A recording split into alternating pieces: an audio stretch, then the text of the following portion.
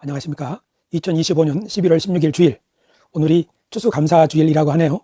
우리는 가정에서 예배를 드리는 통에 오늘이 추수감사주일인지도 모르고 이렇게 주일을 맞이했습니다. 우리 교회는 진리를 따라 항해하는 구도자들의 교회입니다. 우리는 세상과 함께 진리를 찾고 복음으로 그 진리의 완성을 증언하는 공동체를 지향합니다. 오늘 저는 십자가는 오늘 우리에게 무엇입니까? 십자가의 의미에 대해서 생각해 보려고 합니다. 특별히 톰 라이트와 마커스 보그가 소개하는 십자가의 의미를 한 주간 묵상을 했는데, 그 내용을 중심으로 십자가의 의미에 대해서 생각해 보려고 합니다. 우리 기독교회의 가장 중요한 핵심 상징, 그것이 십자가이지요. 십자가를 빼놓고 기독교회를 생각할 수는 없을 거예요. 하지만 이 십자가는 그렇게 수많은 사람들이 설명하고, 또 우리도 십자가에 대해서 수많은 설교를 듣고 묵상을 하고 노래를 부르고 하잖아요. 하지만 항상 십자가는 십자가 모양으로 서 있는 거죠. 그래서 그 모양으로 서 있는 십자가, 그것이 어떤 의미인지 우리 마음속에 깨달아지고 그 십자가의 정신이 우리 삶 속에서 구현될 때 기독교는 비로소 살아있는 종교가 될 수 있다 생각합니다. 그 십자가의 정신이 우리 속에서 살아 운동력 있게 나타나지 못한다면 기독교는 다시 형식적인 건물의 종교로 전락하게 되겠죠.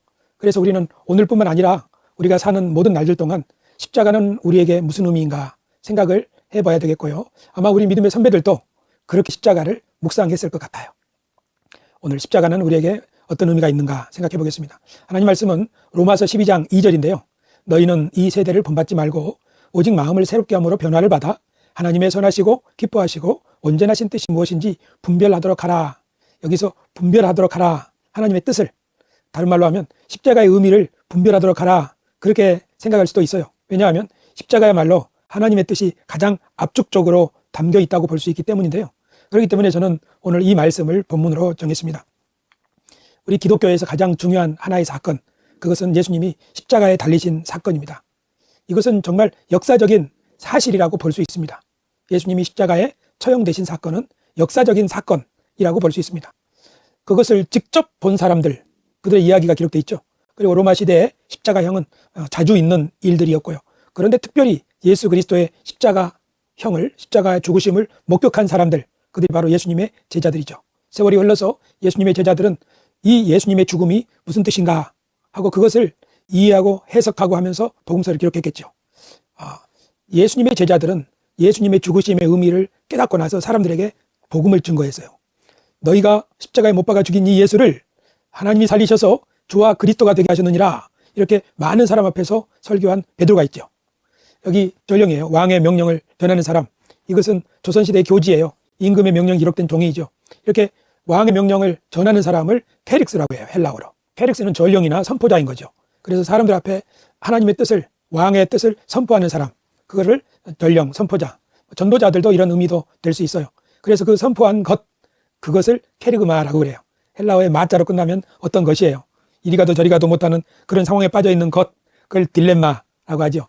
또 어떤 캐릭터들을 무대에 이렇게 보여주면서 행동으로 연기하는 것, 그것을 드라마라고 하죠. 헬라어에서 마자로 끝나는 것은 어떤 거예요. 그러니까 전령이 빰빠라밤 하고 전하는 것, 그것을 메시지, 그걸 캐리그마라고 해요. 그래서 캐리그마는 사도들이 선포한 메시지이기 때문에 그걸 복음이라고도 할 수 있는데, 복음을 가리키는 말은 유앙겔리온이라고 따로 있는 거죠. 좋은 소식이란 뜻이에요.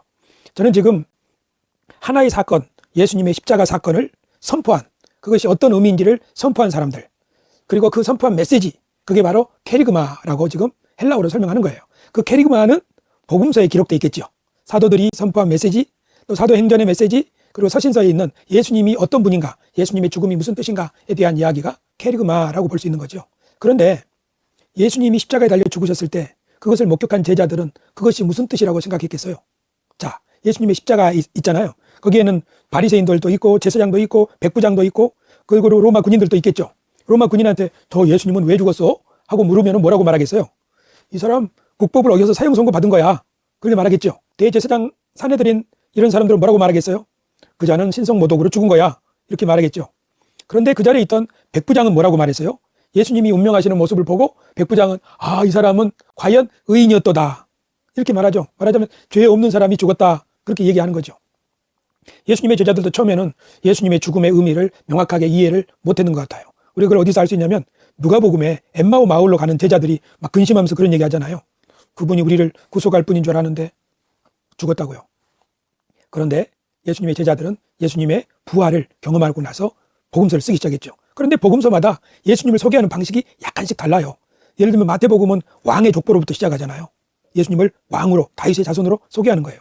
마가복음, 누가복음도 뉘앙스가 조금씩 달라요. 가장 많이 다른 건 요한복음이죠. 요한복음의 시작은 어떻게 소개해요? 예수님을 태초부터 계신 말씀이라고 소개하는 거예요. 이렇게 예수님의 제자들은 단 하나의 사건, 예수님의 십자가 사건을 보고 아, 저것이 무슨 의미인가 하는 것을 자기 나름대로 이해하고 해석하고 선포했어요. 케르그마. 그래서 성경의 예수님의 십자가의 의미에 대해서 복음서의 기록, 사도행전의 기록, 서신서의 기록, 특별히 요한계시록에서는 예수님을 죽임당한 어린 양의 모습으로 하나님 보좌 우편에 있는 어린 양의 모습으로 설명하고 있어요. 그래서 예수님의 죽음에 대한 설명이 케르그마가 성경 안에서 점점점 이렇게 발전하고 있다는 사실을 우리는 알 수 있죠. 그런데 예수님 시대뿐 아니라 교회 시대뿐 아니라 지난 2000년 동안 교회 역사가 예수님의 죽으심, 부활을 기록한 성경을 읽으면서 또 이해를 할 거 아니에요. 자기들의 상황 속에서 예수님의 십자가의 의미를 이해할 거 아니에요. 예를 들면 조용기 목사님은 자기의 그 불광동에 그 병들고 가난하고 배고픈 그 처절한 환경 속에서 예수님의 십자가를 보니까 어떤 거예요? 아, 이 십자가는 우리를 치료하고 실패한 사람들을 다시 일으켜 세우는 우리를 번영으로 축복으로 인도하는 오중복음 삼박자 축복의 핵심으로 십자가를 설명하는 거 아니에요. 그러니까 지난 2000년 동안의 모든 신자들은 예수님의 한 사건, 십자가 사건, 그것을 자기들의 삶 속에서 자기의 문제와 씨름하면서 말하자면 하나님의 응답을 받은 거예요. 그래서 아, 주님의 십자가는 이런 것이다 하고 소개하고 전하는 거죠. 마치 태양빛이 그냥 백색처럼 보이지만 프리즘을 통과하면 이렇게 여러 가지 색깔로 나오는 것처럼 예수님의 한 사건을 기록한 복음서의 기자들도 설명이 약간씩 다르고, 그리고 그 이후에 교회 역사에도 이렇게 예수님의 십자가의 의미에 대한 다양한 해석이 있다는 것을 알 수 있죠. 그래서 오늘 우리들은 사도들의 복음서, 그리고 서신서, 그다음에 교회의 역사, 그다음에 이 모든 빛깔들을 우리는 보고 있는 거예요. 이 빛깔들이 우리에게 비춰주는 거죠.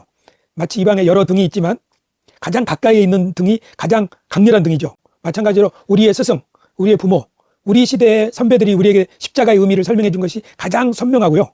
또 우리는 오늘 찬송 중에 부른 클레르보의 버나드라고 하는 사람, 그 사람의 이야기를 들었잖아요. 지금부터 1000년 전의 사람이에요. 많은 사람들이 저마다 십자가의 의미를 설명했을 거 아니에요. 이런 여러 가지 빛으로. 그런데 그 빛을 우리의 삶 가운데 이렇게 비추었을 때 우리의 삶을 그 빛이 바르게 비춰주느냐, 우리의 삶을 바르게 해명해 주느냐, 아니면 우리의 삶을 오해하게 만드느냐 하는 것은 굉장히 중요해요. 이게 우리 신자들이 해야 될 노력이 뭐냐면 십자가가 오늘 우리에게 어떤 의미가 있는 거지 하는 것을 새롭게 발견하는 것, 그게 우리 모든 세대의 신자들이 해야 될 일이에요. 만약 그 의미를 새롭게 발견하지 못하고 옛날에 발견한 사람들의 빛을 억지로 여기다가 그 빛으로만 조명하게 된다면, 예를 들면 빨간색 말이에요. 빨간색만을 딱 가지고 와서 온통 우리의 삶을 비춘다면 세상이 전부 다 빨갛게만 보일 것 아니에요. 이런 식으로 진리의 말씀을 우리에게 적용하고 우리의 삶을 비추게 할 때 그것이 어떤 의미가 있는가 하는 것을 잘 분별하는 것은 대단히 중요하겠습니다. 저는 지난주 토요일 날, 그러니까 2주 전이죠. 어제 말고 2주 전에 기독교 통일학회 세미나에 갔어요. 거기서 이런 이야기를 들었어요. 1992년 LA 폭동, 그날은 4월 29일 날 일어나서 4.29 사건이라고 하는데, 이 사건은 사실 백인들이 그 흑인을 아주 못살게 군 사건 때문에 흑인들이 이렇게 불만이 표출돼 가지고 그것을 여러 가지 사연 때문에 한인들한테 표출시킨 그런 사건이에요. 아주 복잡한 사건이라고 해요. 그런데 이때 한인들이 엄청 많이 죽었고 한 3,000개 이상의 집이나 상점이 불에 탔다고 해요. 이 사건이 일어났을 때 LA의 경찰들은 한인들을 방어한 것이 아니라 저 LA 근처에 있는 부유한 백인들의 마을, 거기에 폭도들이 들어오지 못하도록 바리케이트를 치고 지켰다고 해요. 그러면서 불타는 한인 마을을 보면서, 한인 타운을 보면서 저것들 자기들만 잘 먹고 잘 살겠다고 하더니 잘 됐어. 그러니까 한인 사회에 대한 사회의 시선이 말하자면 차가웠던 거죠. 그래서 이 사건을 경험하고 나서 이 미국의 이민자들, 한인들 말이에요. 이 사람들은 크게 삶을 바꿨다고 그래요. 아, 우리는 미국에 온 한국인으로 살았다. 이제부터는 우리가 여기서 돈만 잘 벌 것이 아니라 이곳 시민으로서 책임도 하고 정치도 참여하고, 그래서 이곳에서 우리가 존중받고 인정받는 사람이 돼야 되겠다. 우리는 이제 더 이상 이민 온 한국인이 아니라 코리안 아메리칸으로 살아야겠다. 코리안 한국인이지만 아메리칸 미국 시민으로 살아야겠다는 거죠. 그러니까 미국으로 이민 간 사람들의 처음 생각은 그냥 한국인의 생각을 가지고 있었던 거예요. 그러나 어때요? 이 4.29 사건을 경험하면서 아, 우리 생각이 잘못됐구나. 여기서 바꿨다는 거죠. 이걸 현지화, 디아스포라의 현지화라는 말로 표현할 수 있어요. 미국에 가 있는 재미 교포들의 경험이죠. 그런데 우리 교포들은 중국에도 있죠. 또는 조선족도 있고요. 사실 1966년도에 마오쩌둥, 모택동이라고 하는 사람이 공산혁명을 일으키면서 대대적인 일종의 문화 숙청 작업이에요. 그 문화 대혁명이라는 걸 일으켰을 때 많은 지식인들, 학자들 이렇게 숙청을 당했죠. 그때 조선족들도 야, 우리도 잘못하다간 죽을 수 있겠구나. 그래서 현지화, 중국 사람처럼 중국 사람으로 자신들을 탈바꿈한 거예요. 일본 교포들은 1923년 관동 대지진 때 그런 현지화 경험을 했다고 그래요. 그때 큰 지진이 나서 민심이 흉흉해지니까 어떤 소문을 냈어요. 조선 사람들이 조선징이 우물에 독을 탔다더라. 그러니까 많은 일본인들이 조선인을 죽였죠. 특별히 말을 시켜봐가지고 조선어 액센트가 나오면 그렇게 숙청을 하고 했다고 하잖아요. 그때 이 사건을 계기로 해서 일본 말을 제대로 해야 되겠다. 그냥 한인으로만 아니라 일본 현지화 해야 되겠다 하는 생각을 하는 거죠. 이처럼 사람이 가지고 있는 생각이 시대 상황이 이렇게 바뀔 때는 그 시대 상황에 적응을 해야 된다는 사실을 우리는 알 수 있는 거죠. 최근에 우리나라에 시대착오적인 생각으로 계엄이 일어나가지고 얼마나 나라가 어지러웠어요. 그러니까 이 시대가 이렇게 바뀌어지고 있는데 그것을 깨닫지 못하고 낡은 생각 가운데 있으면 그 사회를 혼란스럽게 만드는 원인이 된다는 거예요. 사실 우리가 북한과 아주 대치하던 냉전 시대가 있었죠. 공산주의에 대한 대치 말이에요. 그 냉전 시대가 있었어요. 그때는 미국과 소련이 대치하던 시대고 남북이 전쟁하던 시대잖아요. 근데 그로부터 70년이 지났어요. 세상이 바뀌었어요. 이제 어떻게 됩니까? 소련도 무너지고 러시아가 돼 있고 그러죠. 그리고 냉전이 끝났다고 하는 그런 새로운 세상이 왔잖아요. 지금 세계가 서로 연합하는 세월인데 아직도 빨갱이 타령을 하고 있는 생각이 있다면 사실 이 설교를 준비하기 전까지는 우리나라에는 이런 생각 저런 생각 공존하는 것이다. 이렇게 생각할 수도 있고 이렇게 생각할 수도 있는 거 아니냐. 이렇게 생각을 했는데 이번 설교를 준비하면서 아니다. 어떤 생각은 명백하게 시대착오적인 생각이 있다. 지금 시대하고 안 맞는 생각이 틀림없이 있는 거예요. 옳은 생각이 있고 맞지 않는 생각이 있다는 생각을 저는 하게 됐어요. 그런데 아까 프리즘 말하듯이 성경이야말로 다양한 해석이 존재하는 거잖아요. 정말로 성경은 다양한 해석이 있어요. 성경에 대해서는 사도들의 해석, 그리고 교부들의 해석, 그리고 서방교회, 동방교회 지난 2000년 동안에 많은 해석들이 있어요. 그리고 우리 가까운 100년 전에 근본주의자들의 해석도 있고 우리 시대의 해석도 있고 여러 가지 해석이 있어요. 근데 그 중에서 우리들의 삶을 잘못 오해하게 만드는 그런 해석으로 그리스도인의 삶을 살아간다면, 그런 식으로 성경을 읽고 한다면 문제가 발생할 수 있다. 저는 왜 이런 이야기를 하냐면, 예를 들면 구원이란 무엇인가? 구원이란 예수님을 믿고 죄 사함을 받아서 영원한 천국에 들어가는 것이다. 예수님을 통하지 않고는 천국에 들어갈 자가 없다. 이 땅에서의 한 번 선택이 영원한 미래를 결정한다. 이런 신앙을 이런 식으로 성경을 이해하다 보니까 지상에서의 삶은 잠깐이고 영원한 세상이 진짜가 있다. 그리고 구원받을 사람과 구원받지 못할 사람이 정해져 있다. 한 번 선택은 영혼을 결정하기 때문에 우리가 어떤 선택을 하느냐는 너무너무나 중요하다. 이런 생각을 깊이 가지게 되니까 어떻게 되냐면, 그래, 이 세상에서 잘 먹고 성공하고 어떤 의미 있는 일을 하는 것보다는 예배하고 전도하고 선교하고 영혼을 준비하는 게 더 중요하지. 세상에 등지고 내세를 바라보는 삶. 그리고 사람들을 볼 때도 가르는 거예요. 믿나 안 믿나, 구원받을 거냐 못 받을 거냐, 이렇게 사람을 가르는 거예요. 심지어 죽음의 순간에까지 이 사람이 구원받을까 못 받을까, 그거에 모든 초점을 두고 있는 거예요. 그뿐만이 아니라 하나님은 한 번 결정한 것, 그러니까 하나님이 너 영생이다, 하나님 너 영벌이다 결정하면 그 누구도 그걸 바꿀 수가 없는 거예요. 그러니까 선택이 중요한 거예요. 그렇다 보니까 어떤 사람이, 우리 자녀들이 어떤 선택을 할 때 그거에 대해서 괜찮아, 넌 더 나아질 수 있어 하고 여유 있는 마음을 가지는 것이 아니라 큰일 날 소리 하고 있다고 다른 사람의 실수나 잘못에 대해서 훨씬 비판적인 태도를 취하게 되는 거예요. 지금 무슨 얘기하는 거예요? 우리가 구원을 내세 천국으로 이해를 하게 될 때 그것이 우리의 삶에 미치는 부작용들 말이에요. 이렇기 때문에 우리가 성경을 어떤 식으로 이해하느냐 하는 것은 너무너무나 중요하죠. 저는 사실 진지하게 신앙생활을 했지만 그것이 나의 삶에 이런 부작용이 있다는 것을 깨달으면서 삶 속에 많은 고통을 겪었죠. 그러다가 인생의 큰 시련, 그것이 교회 개척 2012년부터 15년 3년 동안 교회 개척을 했는데, 그 기간 동안에 인생의 가장 큰 어려움을 겪으면서 내가 성경과 하나님을 잘못 생각할 수도 있구나, 그런 생각을 하게 된 거죠. 사실 우리는 얼마나 이 대속신앙, 예수님이 우리 죄를 위하여 십자가를 지고 우리가 천국에 갈 수 있게 됐는가 하는 것을 얼마나 뼛속 깊이 배우느냐 하면, 교회 수련회나 문화 행사 때는 늘 예수님의 십자가 사건, 이것을 재현하고 했었죠. 그리고 이 대속신앙에 깊이 뿌리를 내리다 보니까 기독교는 그런 거라고만 생각하게 된 거죠. 그런데 2012년 한 책을 읽었는데 그 책의 서문에 히루 오노다 중의 이야기가 나와요. 2차 세계대전에 필리핀에 참전한 일본군 장교 얘기 말이에요. 필리핀 밀림에서 전쟁을 수행하다가 그 깊은 밀림 속에 들어가서 지는지를 구축하고 있다 보니까 전쟁이 끝난 줄도 모르고 자기 부하들과 함께 지낸 거예요. 그러다가 한 사람 한 사람 죽고 자기만 남았죠. 필리핀 사람들이 정글에 있는 일본인 장교, 그에게 전쟁이 끝났다고 신문도 주고 다 해도 도무지 믿지 않는 거예요. 일본인이 찾아가서 설득을 해도 믿지 않는 거죠. 최종적으로 일본 정부에서 히루 오노다 중위의 군대 상사에게 일본군 장교 옷을 입혀서 밀림으로 보내가지고 오노다 중위 이제 그만 총 내려놔 이렇게 명령을 하니까 하이 하고 총을 내려놓은 거예요. 29년간의 전쟁이 끝났고 그걸 책으로 써서 많은 수익을 얻기도 한 히루 오노다 중위. 이 이야기를 읽을 때 깊은 감명을 받았어요. 내가 바로 이 일본인 장교처럼 내 생각, 그 착각 속에 내 인생을 지금 망가뜨리고 내 가정을 망가뜨리고 있는 것은 아닌가, 그런 생각을 하게 됐죠. 그때 읽었던 책, 그것이 The Gospel in 10 Words라고 하는 폴 앨리스의 책이에요. 이 책은 얇은 책이지만 그가 쓴 두 번째 책 The Gospel in 20 Questions, 20개의 질문으로 쓴 복음, 그 책이었죠. 이 책을 읽으면서 나는 하나님에 대해서 오해하고 있었구나. 그래서 이런 종류의 시리즈 책을 여러 권 읽기도 하고 번역도 하고 하면서 제가 가지고 있는 생각, 그러니까 내가 눈에 쓰고 있는 그런 빛깔의 그 색안경, 그것을 벗는 작업을 했죠. 이런 작업을 하면서 제가 알게 된 사람들이 앤드류 팔리, 김세훈 박사, 그리고 톰 라이트, 마커스 보그, 이런 분들이에요. 그런 분들은 이 구도의 길을 안내하는 길잡이이기도 하고 길동무, 길벗이기도 하다고 저는 생각을 해요. 이렇게 예수님의 십자가에 대해서, 그리스도인의 삶에서 구원이란 무엇인가, 천국이란 무엇인가, 영생이란 무엇인가, 이런 개념에 대해서 이런 길벗들의 글을 읽으면서 조금씩 새롭게 이해하게 되었다고 볼 수 있어요. 그러니까 원래 한 가지 빨간색 색안경으로 온 세상을 보다가 이런 색 저런 색 여러 가지 색깔로 보면서 우리의 인생의 의미를 다각도로 이해할 수 있게 되었다고 볼 수 있죠. 저는 신학대학원 다닐 때 존 스토트의 그리스도의 십자가라는 책을 읽었어요. 아마 그때 숙제가 있었기 때문에 읽었던 것 같아요. 이분은 우리 개신교회에서 대단히 유명하고, 그러니까 그리스도의 대속신앙을 잘 정리한 대가라고 볼 수 있어요.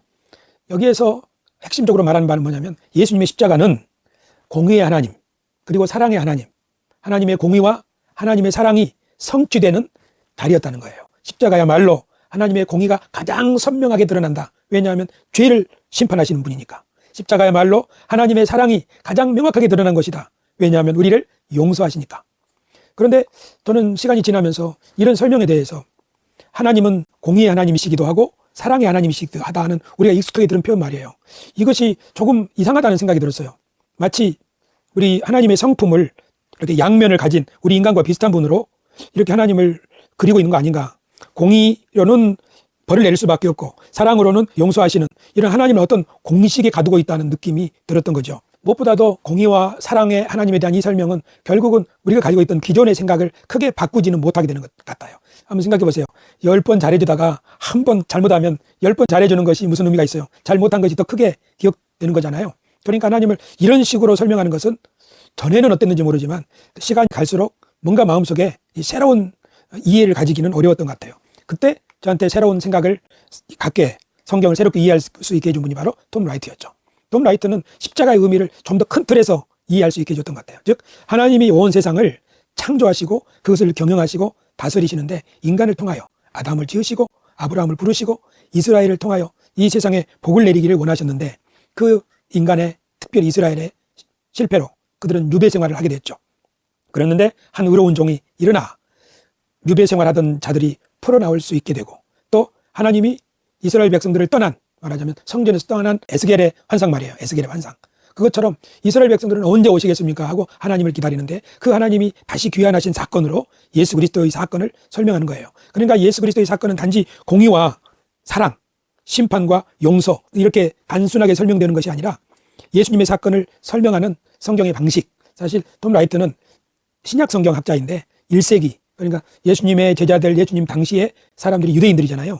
유대인들, 모세 오경과 예언서, 시편의 글들에 익숙한 이 사람들이 예수님의 십자가를 보고서 예수님은 이런 분이로구나, 십자가가 이런 의미가 있구나 하는 것을 성경에 기록한 거예요. 그러면서 성경에 이렇게 기록한 이야기가 어떤 의미인가 하는 것을 연구한 학자예요. 그래서 톰 라이트는 특별히 요한복음을 읽으면서 요한은 예수님의 사건을 창세기를 다시 재현하는 것으로 소개하는구나. 창세기의 태초에 하나님이 천지를 창조하시니라 이야기가 요한복음에서 태초에 말씀이 계시니라 하면서 하나님이 인간을 흙으로 지으시고 그 코에 생기를 불어넣으신 것처럼 말씀이 육신이 되어 우리 가운데 거하시고 빛이라 있으라 하신 하나님이 참 빛, 사람에게 비추는 이런 창세기의 이야기를 모티브로 예수님을 소개하고 있구나. 특별히 예수님의 부활 장면에서는 제자들에게 숨을 후 내쉬면서 성령을 받으라. 아버지께서 나를 보내신 것 같이 나도 너희를 보내노라. 마치 하나님이 아담을 지으시고 생육 번성 충만 다스리고 정복하라 하고 위임을 하잖아요. 그러니까 요한복음의 예수님의 이야기는 새로운 창조를 하시는 새 창조의 이야기다. 그리고 요한복음에는 출애굽 이야기가 담겨 있어서 이스라엘 백성들을 그 애굽에서 건져내시고 파라오를 심판하시고 새 출애굽이라고 설명하는 거예요. 톰 라이트가 그 후에 쓴 책이 있는데 그게 혁명이 시작된 날. 우리말 표지는 조금 글자만 있어가지고 보기가 그렇죠.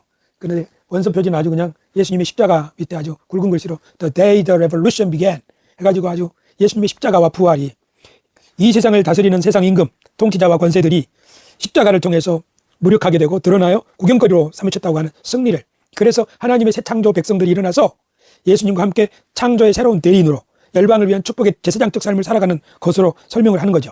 그래서 저는 톰 라이트를 읽으면서 예수님의 십자가 이야기가 단지 우리 죄를 위한 대속의 죽음, 우리 죄사함 받고 우리가 천국 갈 수 있게 됐음, 이 구도가 아니라 예수님의 십자가는 저 구약 성경에 하나님이 일하심 그리고 약속하심, 그 약속대로 톰 라이트가 설명하는 말 중에 고린도전서 15장 부활장에 이는 성경대로 예수님께서 그리스도께서 우리 죄를 위해 죽으시고 성경대로 사흘 만에 부활하사, 그래서 예수 그리스도의 죽으심과 예수 그리스도의 부활은 성경대로 된 것이다 할 때 우리들은 그동안 구약 성경 몇 장 몇 절에 예수님의 고난 이야기가 있고 몇 장 몇 절에 예수님의 부활 이야기가 있다고 이렇게 인용을 해가지고 증거 구절로 택해서 설명을 하곤 했잖아요. 그런데 톰 라이트는 그렇게 설명할 것이 아니라 성경대로라고 하는 말은 성경에 하나님이 어떻게 아담을 부르시고 세우시고 아브라함과 이스라엘을 부르시고 세우시고 해서 하나님의 피조 세계를 이끌어 가시고 새로운 세상을 열어가시려고 했느냐, 그런데 이스라엘이 그 약속에서 떨어질 때 어떻게 하나님은 연자들을 통해서 다시 그들을 회복시키려고 하셨느냐 하는 성경대로라는 말을 구절로가 아니라 성경의 이야기, 성경의 이야기의 절정으로 예수 그리스도를 소개하는 거예요. 그래서 톰 라이트가 설명하는 방식대로 본다면 예수 그리스도의 십자가는 하나님의 큰 뜻을 이루는, 말하자면 하나님의 피조 세계를 이끌 새로운 백성들을 만들어내고 그들과 더불어서 마치 창세기에 공허와 혼돈 가운데 하나님이 그걸 몰아내고 빛으로 새 창조를 하시잖아요. 마치 이스라엘 백성들을 하나님이 창조하실 때의 이야기가 내가 창조한 자 그들을 오게 하라 할 때 출애굽의 이야기를 어떻게 하나요? 하나님이 파라오를 멸하시고 그 제사장 백성들을 이렇게 세우시잖아요. 하는 것처럼 예수 그리스도의 십자가는 통치자들과 권세들을 몰아내시고 새로운 하나님의 언약 백성을 세우셔서 그들을 통해서 하나님의 뜻을 이루어 가신다는 이야기예요. 그러니까 이제 복음은, 톰 라이트에 의해서 들려지는 복음은 저 천국을 바라보고 살 이야기가 아니라 우리들에게 예수께서 혁명을 시작하시고 부활로 완성하시고 승리를 약속하셨으니 성취하셨으니 우리들도 일어나 그 주님의 새 창조의 사역에 동참하자. 어떤 식으로? 예수 그리스도의 십자가를 따르는 방식으로 라는 의미가 있어지거죠. 즉 우리의 현재의 삶이 엄청 중요해졌다고 볼 수 있는 거예요. 이렇게 기존에 가지고 있던 그 대속신앙의 관점으로만 우리의 복음 십자가를 이해하지 않고 하나님의 경륜이라고 하는 큰 뜻 가운데서 십자가와 예수 그리스도를 이해하다 보니까 어떻게 돼요? 우리의 현재가 더 새로운 의미를 가지게 된 거죠. 우리가 지난번에 3월 달에 성지순례를 갔는데 성지순례에 바티칸에 이런 벽화가 있었다고 그래요. 이걸 아테네 학당이라는 제목의 프레스코 벽화예요. 그림이라는 뜻이에요. 벽에. 라파엘로라고 하는 화가가 그랬는데 아테네 학당, 말하자면 아테네가 철학의 도시로 유명하잖아요. 거기에 많은 철학자들을 그린 거예요. 그런데 가장 중앙에 이렇게 두 사람을, 이 사람이 플라톤이고 이 사람이 아리스토텔레스예요. 플라톤의 손가락은 어디를 가리키고 있어요? 하늘을 가리키고 있죠. 아리스토텔레스는 이 땅을, 이 두 사람의 철학을 대표하는 거예요. 플라톤은 이데아, 우리의 현실보다도 그 더 실체, 현실을 있게 한 이데아의 세계가 있다 하는 것이 플라톤 철학이라고 한다면 아리스토텔레스는 이데아는 무슨 현실, 실체가 중요하다 하는 거죠. 저는 톰 라이트를 읽으면서 마치 플라톤처럼 우리 이 세상이 어떻게 이루어졌는가 하는 큰 그림, 거대 서사를 본 것 같아서 마음이 무척 좋았어요. 아, 우리 기독교 신앙이라는 것이 창조부터 새 창조까지, 그리고 이스라엘과 우리의 관계, 예수 십자가와 우리와의 관계, 이 모든 것이 종합적으로 이해되니까 마음이 무척 즐거웠어요. 무엇보다도 더 이상 그 내세 천국을 지향하는 염세주의자로 살지 않아도 된다. 하나님의 대리인으로 의미 있는 삶을 살 수 있으면 좋겠다. 이것이 우리들을 향한 하나님의 뜻이니까. 그래서 톰 라이트가 플라톤처럼 생각이 됐어요. 그러면서 마음 한구석에 그러면 구체적으로 이 하나님의 경륜을 어떻게 삶 가운데서 실천할 수 있을까? 신앙의 구체성 말이에요. 그것을 고민하고 있었는데 마침 이 아리스토텔레스처럼 땅, 지금이 중요하다 하고 가르쳐준 그런 걸 일깨워준다고 제가 생각한 사람이 바로 마커스 보그입니다. 최근에 내가 읽고 있는 책. 마커스 보그는 예수님의 십자가를 어떤 식으로 설명을 하냐면 예수님의 십자가는 예수님이 하나님 나라 복음을 전했지 않느냐. 그리고 그걸 삶으로 가르치고, 그래서 그 하나님 나라 복음이, 하나님 나라 운동이 당시에 이 세상을 붙잡고 있는 로마 제국, 그 다음에 로마 제국에 밀붙어서 아부하고 있는 성전 지도자들, 그 세력에 대해서 이렇게 대결하고 저항하는 그런 삶이었고, 그 삶을 가장 극적으로 보여주는 것이 나귀를 타고 예루살렘에 입성하는 거. 그러니까 군마로 세상을 폭력으로 불법으로 통치하는 제국에 대해서 평화의 왕으로 그걸 저항하는 거죠. 그래서 이 세상은 그게 아니라 평화로 통치되어지고 완성되어야 한다는 메시지를 행위로 보여주는 거죠. 특별히 성전 정화, 성전에 있는 장사체들을 다 몰아내고 채찍으로 그들의 짐승들을 쫓아내고 상을 업고하신 그 일을 통해서 너희들은 심판을 받을 것이다 하는 거잖아요. 옛날 예언자들처럼 예수님의 삶은 현실 속에서 하나님의 정의와 하나님의 자비를 실천하는 삶, 그것이 예수님의 하나님 나라 운동이다. 그리고 그 결과로 십자가의 순교를 당하신 것이다. 그러니까 십자가는 우리를 그걸 믿기만 하면 천국으로 인도하는 천국행 열쇠가 아니라 그 십자가는 우리가 따라야 될 깃발이고 우리에게 따라야 될 모범 같은 것이고 그 십자가는 우리한테 이런 삶을 살아라고 하는 명령과도 같은 것이다. 이렇게 마커스 보그는 설명을 하는 거예요. 그러다 보니까 마커스 보그가 소개하는 이런 삶 속에서 정의를 실천하고 자비를 실천하는 이런 삶은 기독교에만 하는 건 아니잖아요. 그래서 다른 종교들과도 연대할 수 있는 가능성을 나는 마커스 보그 글을 읽으면서 깨닫게 되었어요. 난 이것이 왜 중요하다고 생각하냐면 냉전 시대가 있었어요. 공산주의로부터 우리를 지켜야 되는 시대. 잘 사는 것이 중요한 시대가 있었어요. 가난으로부터 벗어나는 시대 말이에요. 근데 지금 우리는 위기, 지구적인 위기 말이에요. 최근에 필리핀에 몰아닥친 그 태풍, 얼마나 바닷물이 세게 밀어닥치는지 막 집이 무너지고 난리가 났어요. 그런 거대한 쓰나미 같은 위기가 지금 동남아를 휩쓸고 있어요. 아마 지구는 앞으로 더 어려운 사태를 직면할 수도 있죠. 우리나라에 들어온 이주민들이 얼마나 많나요? 해외 나가 있는 우리 동포들은 또 얼마나 많나요? 지금은 지구촌이라는 말이 그냥 지구가 한 마을이다라는 정도가 아니라 다 섞여서 살고 있는 거예요.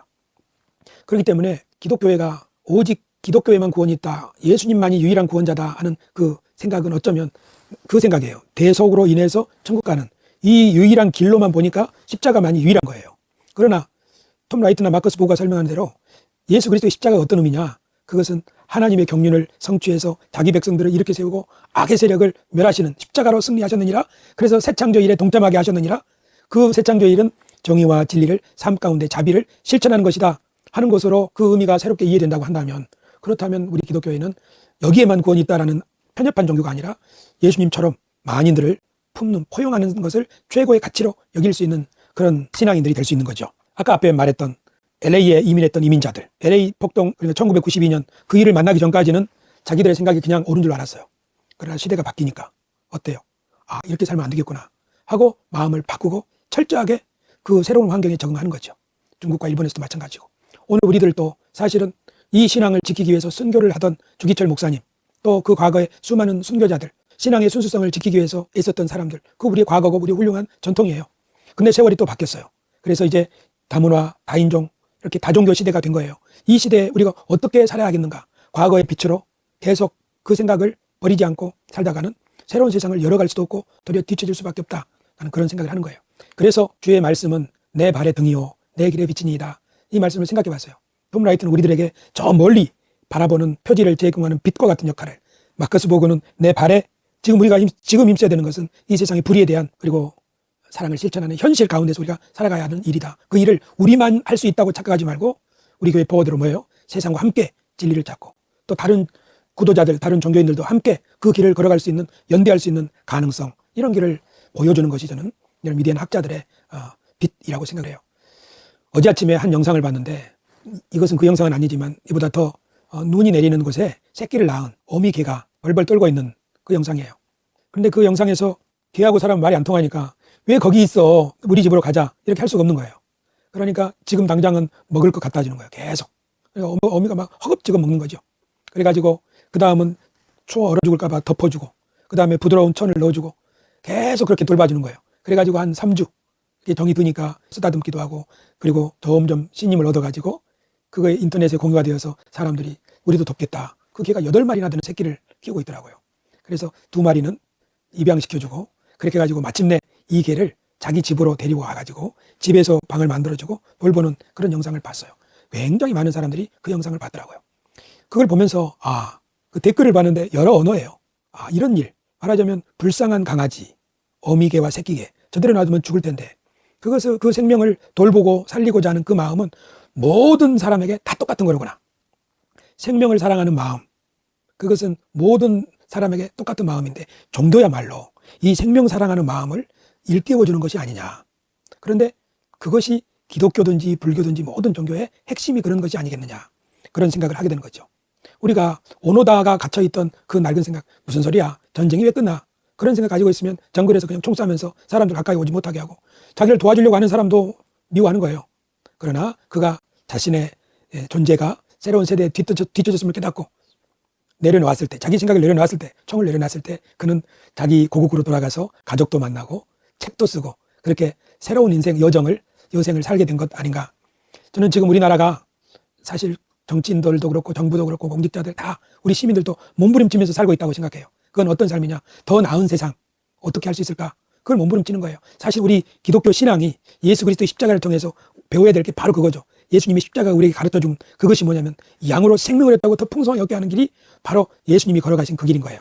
그 길이 바로 아버지 하나님의 뜻을 따라서 마음 따뜻한 마음으로 품고 불법 불의는 왜 나쁜 거냐 하면 재판에 불법이 있으면 돈 많은 사람은 살고 돈 없는 사람은 억울한 일 당하는 거예요. 불법과 불의는 왜 나쁜 거냐면 그 시대 그 사회에서 약한 사람들이 상처를 받고 피해를 받기 때문에 그러는 거예요. 그래서 정의가 세워지는 나라야만이 생명이 살아나는 거죠. 이렇게 우리 사회가 이것을 위해서 지금 몸부림치고 있는 것 아닌가. 그래서 우리가 중요하게 생각하는 요한복음 3장 16절 하나님이 세상을 이처럼 사랑하사 독생자를 주셨으니 이는 그를 믿는 자마다 멸망하지 않고 영생을 얻게 하려 하심이니라. 이 구절을 옛날의 관점으로 읽으면 그래 예수님이 십자가로 우리 죄를 사하셔서 믿으면 영원한 천국을 가게 된다 이렇게 이해를 했는데 새롭게 이렇게 한번 이해를 해봤어요. 하나님의 독생자 예수 그리스도께서 십자가를 통해서 하나님의 사랑을 보여주셨고 우리가 걸어가야 할 길을 비추어 주십니다. 그 길은 자비와 정의의 길이며 그 길을 따르는 모든 사람들은 공존과 번영의 세상을 맞이하고 누릴 수 있을 것입니다. 그것이 바로 영생의 삶입니다. 새로운 생명, 하나님을 유일하신 참 하나님을 알고 그의 보내신 자 예수 그리스도를 경험으로 알아가는 삶. 어떻게 경험으로 알아요? 당하지 않아라도 한 사람이라도 따뜻하게 품을 때 우리는 바로 그것이 예수님과 하나님을 알아가는 삶. 이것이 바로 영생의 삶이고 이게 바로 조아떠라의 삶이라고 할 수 있는 거죠. 저는 오늘 십자가는 오늘 우리에게 무엇입니까? 옛날에 십자가는 저에게 구원의 상징이었어요. 천국의 열쇠였어요. 그러나 지금 톰 라이트와 마커스 보그를 배우면서 십자가는 우리에게 우리가 가야 될 길을 보여주는 깃발이고 또 우리가 따라야 될 모범이고 그리고 이것이야말로 이 세상을 풍요롭게 만드는 하나님의 전략이구나 하는 사실을 깨닫는 거죠. 여러분에게 십자가는 어떤 의미가 있습니까? 우리 남은 생애 동안에 십자가의 의미에 대해서 더 깊이 그리고 실제적으로 알아갔으면 좋겠습니다. 기도하겠습니다. 좋으신 하나님 아버지 감사를 드립니다. 우리들에게 이렇게 아름다운 세상을 주셔서 이 울긋불긋 단풍이 우거진 가을을 맞이하게 하여 주시고 또 우리에게 좋은 나라 또 안정된 이 시기를 허락해 주셔서 감사를 드립니다. 하지만 지금도 배고픔으로 죽어가는 아프리카의 수많은 사람들이 있고 전쟁으로 살 길을 잃어버린 수많은 난민들 또 전쟁터에 신음하는 국가들이 있습니다. 우리나라에도 오늘도 많은 사람들이 그렇게 삶을 포기하는 그런 상황이라고 합니다. 주님, 이런 곳에서 우리가 어떻게 더 행복하고 더 풍성한 삶을 살 수가 있겠습니까? 그 길이 우리 주 예수 그리스도의 길이고 그 길이 십자가의 길이라고 믿습니다. 저희는 신앙을 진지하게 생각하면서 여기까지 왔습니다. 교회에서 우리들의 신앙이 성숙하고 또 보호받고 이렇게 위로를 얻고 여기까지 왔습니다. 우리가 어렸을 때는 말하고 생각하고 하는 것이 어린아이와 같다가 이제는 어른이 되었는데 십자가의 의미를 더 온전하게 이해하고 더 깊이 깨닫고 십자가를 삶 속에 올바르게 나타낼 수 있기를 원합니다. 하나님 아버지, 우리가 그렇게 예수께서 걸어가신 그 길을 걸어가고 그리고 그 걸어가는 길마다 생명이 살아나고 함께 기뻐하는 주님 앞에 있는 충만한 기쁨이 십자가를 통하여 재현되게 하여 주시옵소서. 우리 주 예수님의 이름으로 기도드리옵나이다. 아멘.